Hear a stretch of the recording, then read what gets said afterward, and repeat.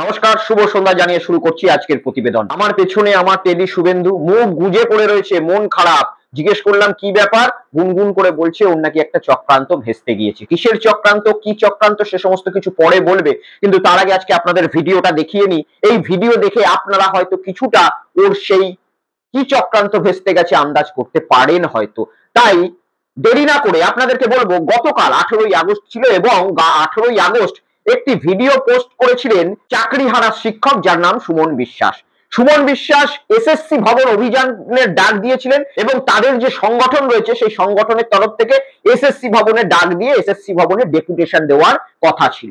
আগামীকাল 18ই আগস্ট 2025 সোমবার বেলা 12টার সময় করুণাময়ী মোড় থেকে মিছিল করে আচার্য সদন এসএসসি অফিসের অভিযান রেখেছি এবং বিকেল 3টের সময় এসএসসির মাননীয় চেয়ারম্যান সিদ্ধার্থ মজুমদার মহাশয়ের সাথে আমরা যে পরীক্ষা কেন দেব সেই বিষয়ে আলোচনার জন্য তার কাছে সময় চেয়েছি। এই ডেপুটেশনকে ঘিরে গতকাল থেকে একটা ধুমধুমার রাজনৈতিক পরিস্থিতি তৈরি হয়েছে। বিভিন্ন গদি মিডিয়া চ্যানেলে সুমন বিশ্বাসকে হিরো দেখানোর চেষ্টা হচ্ছে। বিভিন্ন গদি মিডিয়ায় দেখানো হচ্ছে বিধাননগরের পুলিশ খুব বড় ভুল করে ফেলেছে, সুমন বিশ্বাসকে বাড়ি থেকে আটক করে তাদের যে অন্যান্য বন্ধু বান্ধব রয়েছে তাদেরকে আটক করে। কিন্তু আদতে বাস্তবতাটা কি ছিল? আদতে এই সুমন বিশ্বাসের গতকালের যে এসএসসি ভবন অভিযান ছিল, সেই অভিযান থেকে কিসের চক্রান্ত তৈরি করা হয়েছিল? ভয়ঙ্কর চক্রান্ত ছিল সেই এসএসসি ভবন অভিযান থেকে ঘটানোর। এমন চক্রান্ত, যে চক্রান্তের কল রেকর্ড ইতিমধ্যে ফাঁস হয়েছে। বিধাননগর পুলিশের হাতে সেই কল রেকর্ড পৌঁছেছিল, যে সূত্র ধরে বিধাননগর পুলিশ তাদের এসএসসি ভবন অভিযানটাকে আটকিয়েছে। কিন্তু তার আগে আমরা দেখব সুমন বিশ্বাস গতকাল যখন তার বাড়িতে পুলিশ গিয়েছিল তাকে আটক করতে বা তাদের অভিযানটাকে বাতিল করানোর অনুরোধ করতে, সেই সময় সুমন বিশ্বাস লাইভে এসে একটি ভিডিও প্রকাশ করেছিলেন। সেই ভিডিওতে তিনি কি বলেছিলেন সেটা আপনাদের ছোট্ট করে শোনাবো, শুনুন। আজকে আমি কি অ্যান্টি সোশ্যাল? আমার বাড়িতে সার্চিং চলছে। ভাবা যায় মাস্টার মশাই বাড়িতে সার্চিং চলছে, মনে হয় যেন কোনো বাড়ি। 2-3 মিনিটের ভিডিও রয়েছে, পুরো ভিডিও দেখে লাভ নেই। প্রথম যে পাঞ্চিং লাইন গুলো ওনার, সেগুলো আপনাদের শুনিয়ে দিলাম। সেখানে বুঝতে পারলেন যে ইনি বলতে চাইছেন ইনি নয়, একজন মাস্টারমশাইয়ের বাড়িতে পুলিশের অভিযান হচ্ছে। গোটা পশ্চিমবঙ্গকে দেখাতে চাইছে যে একজন মাস্টারমশাইয়ের বাড়িতে পুলিশি অভিযান চলছে এবং যেটা কতটা অসাংবিধানিক একটা কাজ চলছে, কতটা ভয়ঙ্কর কাজ চলছে। কিন্তু এই সুমন বিশ্বাস আদতে যে মাস্টারমশাইয়ের দোহাই দিচ্ছেন, সেই মাস্টারমশাইয়ের দোহাই দেওয়ার আদৌ যোগ্য ব্যক্তি? এই পশ্চিমবঙ্গে সিপিএম বিজেপির যৌথ মিলনে এবং একটি বিচার প্রক্রিয়ার ঘুণ ধরে যাওয়া ব্যবস্থা কেন্দ্র করে প্রায় 26,000 মানুষের চাকরি গিয়েছে। তার মধ্যে প্রায় আপনারা ধরে রাখুন 19,000 যোগ্য চাকরি প্রার্থী ছিলেন। একথাও বাস্তব যে তৃণমূল কংগ্রেসের তৎকালীন যে শিক্ষামন্ত্রী ছিল পার্থ চট্টোপাধ্যায় এবং তার এসএসসির যে অফিসাররা ছিল, তাদের একাধিক দুর্নীতি, একাধিক গাফিলতির জন্য আজকে সিপিএম বিজেপি সুযোগ পেয়েছে সেই চাকরিগুলোকে নিয়ে রাজনীতি করার। কিন্তু সেই 26,000 চাকরি হারা শিক্ষক প্রার্থীদের মধ্যে কজনকে আপনারা চেনেন? বেশি মানুষকে হয়তো আপনারা চেনেন না, 2-3 জনকে আপনারা চেনেন। কারণ তারা আদতে শিক্ষক এবং তারা শিক্ষকতার যে মানসিকতা, যে দায়িত্ব, সেগুলোকে সবকিছু পূরণ করেছে নির্দিষ্টভাবে। তারা বিভিন্ন সময় আন্দোলন করেছে, কিন্তু আন্দোলনের নামে কোনোদিন অশ্লীল ভাষা ব্যবহার করেনি, কোনোদিন আন্দোলনের নামে অরাজকতার সৃষ্টি করেনি। কিন্তু সুমন বিশ্বাসের নেতৃত্বে এই পশ্চিমবঙ্গে যখন নবান্ন অভিযান হয়েছিল, সেই নবান্ন অভিযানে সুমন বিশ্বাস আজকে যিনি বলছেন আমি কি আমার বাড়িতে এরকম সার্চ অভিযান চলছে, তার মুখের বাচন আমি শোনাবো। সেই বাচনটা শোনার পরে আপনারা ডিসাইড করবেন যে একটা শিক্ষকের মুখ থেকে এরকম বাচন আদৌ বেরোয়। শুনুন। স্কিল দুর্গের মতো আপনারও এই দুর্নীতির গলায় বা পা চালিয়ে দেওয়ার জন্য যদি যোগ্য তালিকা না দেন, ডান পা চালিয়ে শেষ করে দেবো মমতা ব্যানার্জি, ডান পা চালিয়ে শেষ করে দেবো আপনাকে।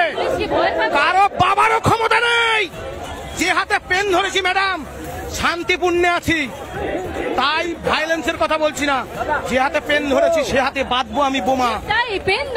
এই যে বক্তব্য বা এই যে বাচন, এই যে হুমকি, যা হুঁশিয়ারি, যেটাই আপনি ধরেন, এটা কোনোদিন একটা সভ্য মানুষের মুখ থেকে বেরোয়? এটা একটা মাস্টার মশাইয়ের উক্তি, এটা একটা সামাজিক দায়িত্ব কাঁধে নিয়ে যারা চলে তাদের উক্তি হতে পারে? একজন মুখ্যমন্ত্রী, যিনি প্রশাসনিক প্রধান, যিনি কারোর দয়ায় মুখ্যমন্ত্রী হয়নি, যিনি ডাইরেক্ট এই রাজ্যের মানুষের জনমত নিয়ে সেই চেয়ারে বসে রয়েছেন, তাকে তিনি বলছেন, উপরন্তু তিনি একজন মহিলা, তিনি একজন 70-এর কাছাকাছি একজন মহিলা, সেই মহিলাকে তিনি বলছেন যে আপনাকে আমি পা দিয়ে মেরে ফেলবো, আপনার গলায় পা দিয়ে দেবো, আপনাকে শেষ করে ফেলবো। এটা ছিল সুমন বিশ্বাসের সেই নবান্ন অভিযানের বক্তব্য। সেই সময় আমরা অবাক হয়েছিলাম যে পশ্চিমবঙ্গ পুলিশ এই ছেলেটাকে এখনো কেন ছেড়ে রেখে দিয়েছে। এর মধ্যে তো কার্যকলাপের মানসিকতা রয়েছে।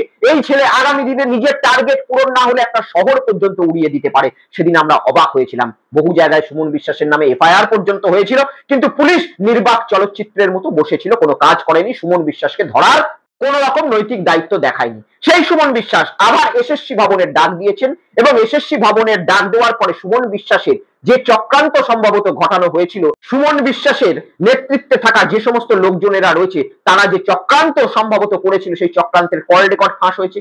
বিধাননগর পুলিশ কমিশনারেট বলছে এই কল রেকর্ড তারা পেয়েছেন গোপন সূত্রে, এবং সেই কল রেকর্ড থেকে শোনা যাচ্ছে 18ই আগস্ট যে এসএসসি ভবন অভিযানের ডাক দেওয়া হয়েছিল সেখান থেকে কার্যত কলকাতা শহরকে জ্বালিয়ে দেওয়ার একটা চক্রান্ত হয়েছিল।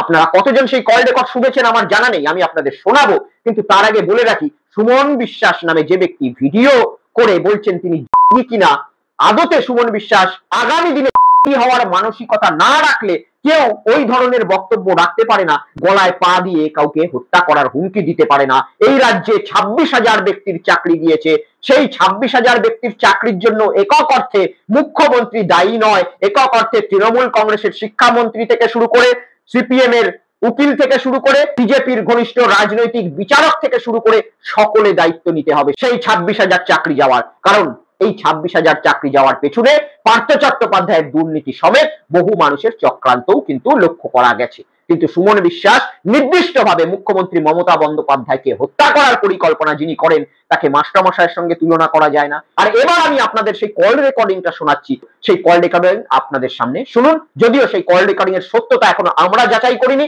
পুলিশ আগামী দিনে যাচাই করবে, হাইকোর্টে রিপোর্ট দেবে, সেটা তাদের বিষয়। এই কল রেকর্ডিং আমরা পেয়েছি তাই আপনাদের শোনাচ্ছি, এর সত্যতা যাচাই করে আপনাদের সামনে আমরা রাখছি না, শুনুন। পুলিশ মারতে আসলেই ধরা ছাড়াকে পাথর নিয়ে যাবো বড় বড়, সারা পুলিশ মারতে আসলে ওর মাথায় একটা গ্যাগ করে দিব, ওখানে নিয়ে চলবো মার্শালাকে মারলে গোটা কলকাতা জ্বলবে, বুঝলে তো? যে এবং পুলিশ করবে গোটা কলকাতা জ্বলবে। হ্যাঁ, জ্বলবে না? কঠিন ভাই তো, আমি তো সালার আগে একবারে রক্ত পড়েছে আমার। যতই পুলিশ প্রোটেকশন রাখুক তাই যাই থাকুক কঠিন। না না, করবো করবো, বই ঠিক বলেছে তুমি। যে সালা কাছে আসবি তাকে আগুন ছেড়ে দেবো, বলে যে সালা মারতে আসবি, যে সালা পেট্রোলের বোতল ছুড়ে আগুন। হ্যাঁ, কেউ পালায় আর কেউ পেট্রোল 12 সালাকে সালাকে মানে বোতল ছুটতে হবে, হুমকি দিয়ে আসতে হবে, ভালো করে হুমকি দেবো। তোদের যে যে পরীক্ষা সেন্টারে পরীক্ষা হবে সব জায়গায় আগুন ধরিয়ে দেবো, সব জায়গায় আগুন ধরিয়ে দেবো, কোনো সেন্টারে পরীক্ষা নিতে দেবো না। সবার যারা ওইসব সকেট বোম টোমও নিতে হবে পরীক্ষা সেন্টারে, 2-1টা নিতে হবে নাকি? 2-1টা সকেট বোম মর হয় অফিসের স্কুলের মধ্যে নাকি? 2-1টা সকেট বোম মশলা দুমদাম করে হয়ে যাবে। আপনাদের সেই কল রেকর্ডিং শোনালাম, এবং এই কল রেকর্ডিং পুলিশের শোনার পরে নবান্ন বা এসএসসি ভবন অভিযান করতে দেওয়া এটা কি একেবারে যুক্তিকতা হতো? কারণ এই কল রেকর্ডিং শোনার পরেও যদি পুলিশ এদেরকে অনুমতি দিত, পুলিশ এদের যদি ডিটেন্ড না করতো, এদের যদি না আটকে দিত, গতকাল তো একটা ভয়ঙ্কর ঘটনা ঘটে যেতে পারতো। প্রত্যেকটা পুলিশ কর্মীকে জ্বালিয়ে দেওয়ার উদ্দেশ্য ছিল এই কল রেকর্ডিং থেকে শোনা যাচ্ছে। প্রত্যেকটা জায়গায় সকেট বোম মারা, এক একটা বিদ্যালয়ে সকেট বোম মারার উদ্দেশ্য ছিল এদের, বোঝা যাচ্ছে। এমনকি এসএসসির যে পরীক্ষার তারিখ নির্ধারণ হয়েছে সেপ্টেম্বর মাসে, সেই দিন এরা পরীক্ষায় না বসে প্রত্যেকটা এসএসসির সেন্টারকে যেখানে পরীক্ষা হবে সেই সমস্ত সেন্টারে বোম মারার চক্রান্ত এদের এই কথোপকথনে শোনা যাচ্ছে। তাহলে এতটা বড় রিস্ক নিয়ে 18 তারিখ অর্থাৎ গতকাল এই এসএসসি ভবন অভিযান করতে দেওয়ার পরে যদি কোনো রকম বেদনাদায়ক ঘটনা ঘটে যেত, যদি কোনো রকম অনৈতিক ঘটনা ঘটে যেত, তখন রাজ্যের বিরোধী দলনেতা বেরোতেন রাজনীতি করতে, বলতেন এই পশ্চিমবঙ্গের পুলিশের সেই ক্ষমতা নেই একটা আন্দোলনকে আটকানোর, তার জন্য এত সম্পত্তি নষ্ট হয়ে গেল। ইমিডিয়েট রাজ্যে রাষ্ট্রপতি শাসন চাই, যেটা তিনি গত 5 বছর ধরেই চেয়ে আসছেন। কথায় কথায় রাষ্ট্রপতি শাসন চান। সেই রাষ্ট্রপতি শাসনের একটা উদ্দেশ্য গতকাল পূর্ণ হয়ে যেত যদি এই চক্রান্ত একেবারে বাস্তবায়িত হতো। সেই উদ্দেশ্যকে নষ্ট করার জন্য যখন পশ্চিমবঙ্গ পুলিশ আটকেছে এদের, সেটা নিয়ে যারা রাজনীতি করছে জানতে হবে তাদের পেছনেই সব থেকে বড় মাথা রয়েছে, যারা এই আন্দোলনের নামে পশ্চিমবঙ্গকে জ্বালানোর চক্রান্ত করছিল। যারা আজকে মরা কান্না কাঁদছেন যে এই সমস্ত আন্দোলনকে আটকে দেওয়া হলো, তাদেরকে এই কল রেকর্ডিং বিশেষ করে শোনাবেন এবং জানাবেন যে এই কল রেকর্ডিং থেকে এরকম ঘটনা পশ্চিমবঙ্গে ঘটতে পারত, বহু নিরীহ মানুষের প্রাণ চলে যেতে পারত, বহু নিরীহ মানুষ আহত হতে পারত।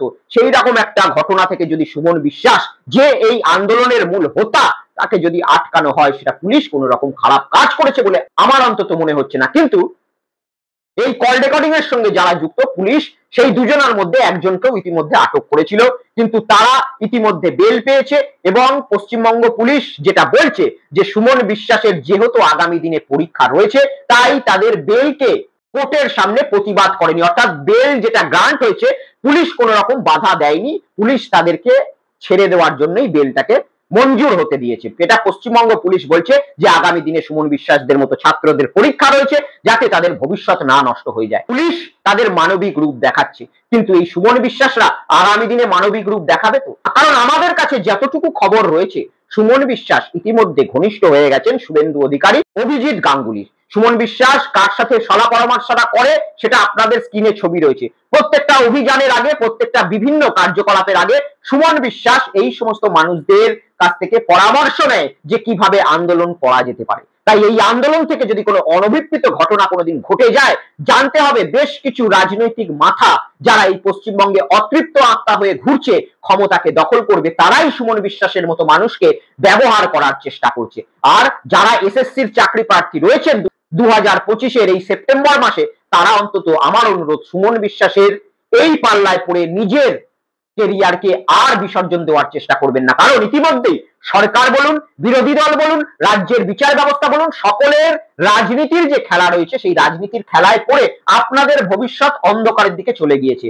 আর সুমন বিশ্বাসদের মতো রাজনৈতিক মদতপুষ্ট লোকেদের পাল্লায় পড়ে আপনারা এই সমস্ত আন্দোলনে গিয়ে নিজেদের পরীক্ষার ভবিষ্যৎকে নষ্ট করবেন না। কারণ এই সুমন বিশ্বাস এবং এদের যারা পেছনে ইন্ধন দেওয়ার ব্যক্তিরা রয়েছে, তারা কিন্তু জানে যে আন্দোলন করে কোনো লাভ নাই। কারণ পশ্চিমবঙ্গ সরকারকে সুপ্রিম কোর্ট নির্দেশ দিয়ে দিয়েছে, হাজার তারা আপিল করুক, এসএসসি ভবন যাক, নবান্ন যাক, যেখানেই যাক, এই সুমন বিশ্বাসরাও জানে তাদেরকে পরীক্ষায় বসতে হবে।